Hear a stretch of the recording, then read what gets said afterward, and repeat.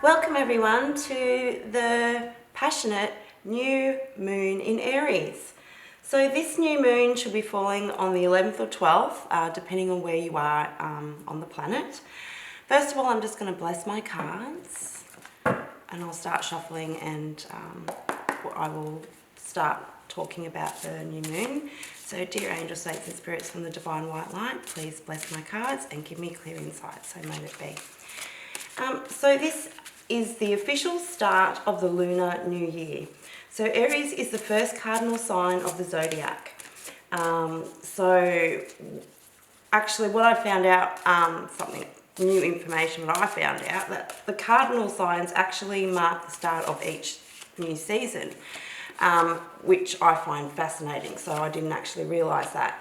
So the Aries one is the start of spring in the northern hemisphere and the start of autumn in the southern hemisphere.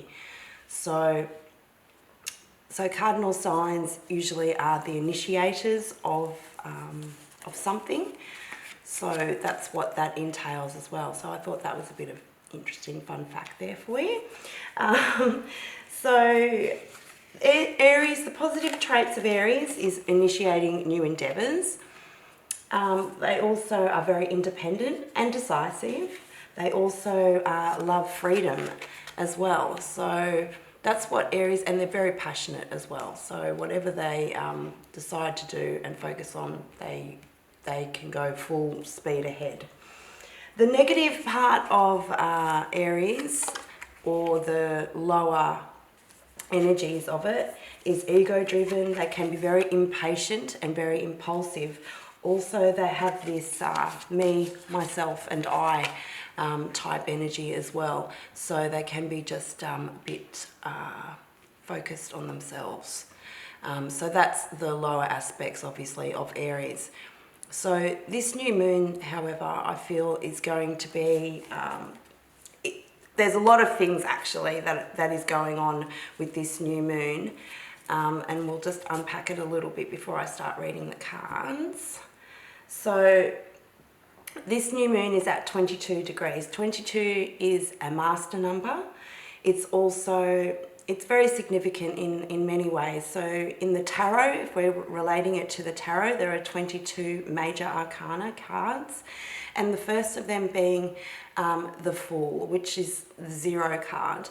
So I usually intuitively see that Fool energy as Aries, even though it is really governed by the Emperor. The Emperor is the Aries card in the major arcana.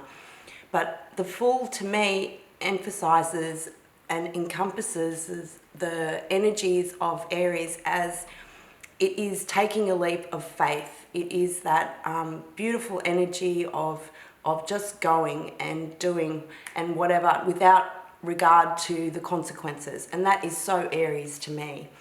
So as you can see as well, I've got out the card Aries, and the mantra for Aries is I am, and that is so Aries as well.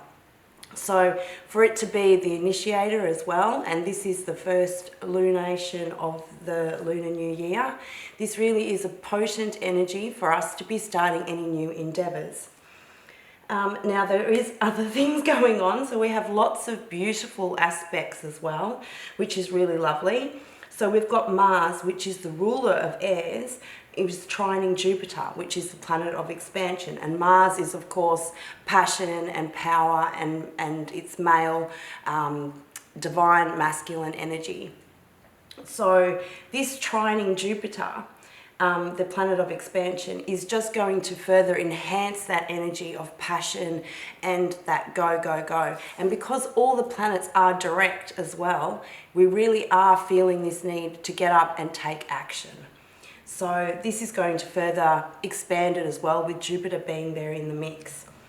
We also have Jupiter sextiling the Sun, Moon and Venus.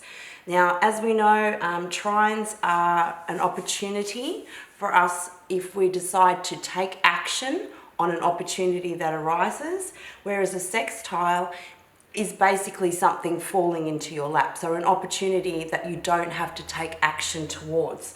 So what that means is, with the sun, the moon, and Venus there, Venus is also the planet of love and compassion.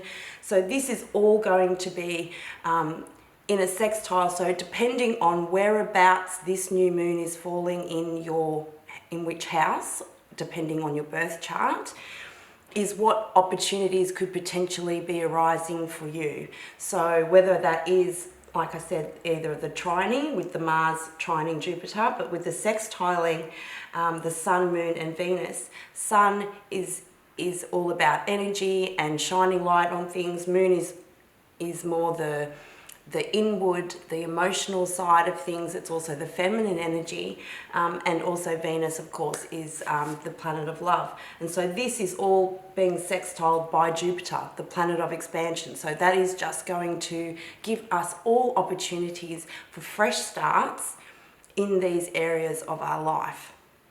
So I really find that's going to be really, really positive. Now, we do have a little bit of a challenging aspect, and that is going to be Pluto, which is all about transformation and purging, which is going to be squaring the Sun, Moon and Venus. So this is going to be a very intense energy. Also, it's going to be relating to control issues or power struggles. So we need to be careful in divulging sensitive information to any other person before they have really earned your trust. So be careful with that. That's what I'm really feeling with that as well. So there will be some control issues, some power struggles. But yeah, just be careful of telling people sensitive information, especially if you don't know that person very well. That's what that Pluto is. So it's all about transformation and purging. So as we know, Pluto is very dark and deep as well. So it will be arising a lot of those kind of issues in order for us to release and heal that. And now I've been banging on about that for the last 6 months, that we are to be giving up things that do not serve us anymore. And this new moon is no exception to that. We really, really need to be able to let go of all these things so that we're not bringing it in with us on our new journey. So this new moon is inviting us to take a leap forward towards either a passion project. Start voicing your desires so that you can make it a reality between now and the full moon in Aries in October. So this is a great time to be journaling. So when you are setting your new intentions, it's a great time for new moon is new intentions. So set your new intentions, then write them down somewhere. And then in 6 months' time, you can actually look back on those intentions and see how far along your passion projects have come along and what has actually come into fruition. So that is a really good way of doing that, of setting your intentions and then seeing the manifestations that come through on the full moon. So also, when you voice your desires to people, you never know who might be listening and be willing to help you to achieve this goal. So I really feel that that is really something that we do need to be focusing on, and what we do need to be voicing as well. And make sure that it's always positive as well. Try to be as positive as you possibly can. So let's get into the reading. Okay, so as we can see, so I'm going to be reading this way with the past energies, past, present, future. So obviously in the past we've got the Three of Swords there. So this is dealing with some hurt, obviously, to do with love, close relationships, some deep hurt that we have experienced in our near past, and that has had a significant influence on the way that we still see relationships. So this is something that I really feel that this is going to be coming up for us in order to be able to heal it. That then is followed then by the Six of Swords. Now the Six of Swords is moving away from troubled waters into clearer waters. So that is taking what you have learned, which is swords, which is intellect. Again, with the swords of the Three of Swords as well, this is how we perceive it, okay? So it's obviously our thoughts and lessons that we have learned. So with the Six of Swords, it's taking what we have learnt and our intellect and taking that with us and going to a much better place where there's not so much turmoil. Then we've got the Six of Wands. Now, Six of Wands is beautiful. This is the victory card. And as you can see, it's depicted in here with the sunflowers. Sunflowers speak of the sun, basically, and love and brightness. You've also got the heart there, which is just absolutely beautiful. And we've got the horse, and it's the Emperor actually on there, and they have they're victorious in this battle, whatever challenges that they have just come through. So that is very positive to see it in that way in the past. So in our present moment, we've got the Nine of Swords. So this is that overthinking and being stuck in a thought cycle. So this is something that we really need to try and break out of. And as you can see, it kind of is going around and around in a circle. And what I'm really being drawn to in this card is the spider web. So you're kind of getting stuck in that web and not being able to get out of it. You're being trapped in that, and it's that sleepless nights, it's overthinking. It's not serving you because you cannot, it's very hard to get out of that energy once you're in it. What you need to be able to do is to be able to break that cycle. And what the overall energy for us is the Ace of Swords. So to me, how I'm seeing that there will be some clarity coming in, and this will help us release these negative thought cycles and patterns that we have ingrained into us, that we need to be able to release and heal and let go of. This is then followed by the Queen of Cups. Now, the Queen of Cups is a beautiful energy. She is the queen of love, obviously. This is love and emotions. In this one, she doesn't actually have a lid on the cup that she's holding. In the traditional Rider-Waite, she does have a lid on it, and she's like concealing it. In this one, it is actually open, and you can see it's kind of radiating this beautiful pink light as well, so which is love and life. So that's what I'm really being drawn to as well. So it is something to do with our emotions, our love. It could be the love for ourselves. It could be love for others as well that is really coming in. And that might actually help us to be able to see with clarity the things that we need to let go of and see what is our definitions of love. That's what I'm really feeling with the present. In the future, we've got the King of Pentacles. Now, the King of Pentacles is very grounded energy, and it's something that's tangible. So it is in the 3D. It is all about money and abundance and wealth, but also it is to do with anything that is tangible. It's a Taurus card as well, so it's to do with the senses. It's a very sensual card. And what I'm feeling with this moon as well, with that Venus energy, this is what I'm really being drawn to with the Queen of Cups and the King of Pentacles. So it really is that sensual energy which I'm really picking up on as well, and it's all to do with the five senses, obviously. Smell, touch, taste, hearing, and what's the other one? Taste? Sight. Sight. So all that beautiful qualities as well, and that is also very Venusian as well, very Venusian-like, being surrounding yourself with things that are beautiful, and to be able to bring that in, to have beautiful surroundings, that kind of thing. So that's beautiful loving energy too that I'm actually picking up from that.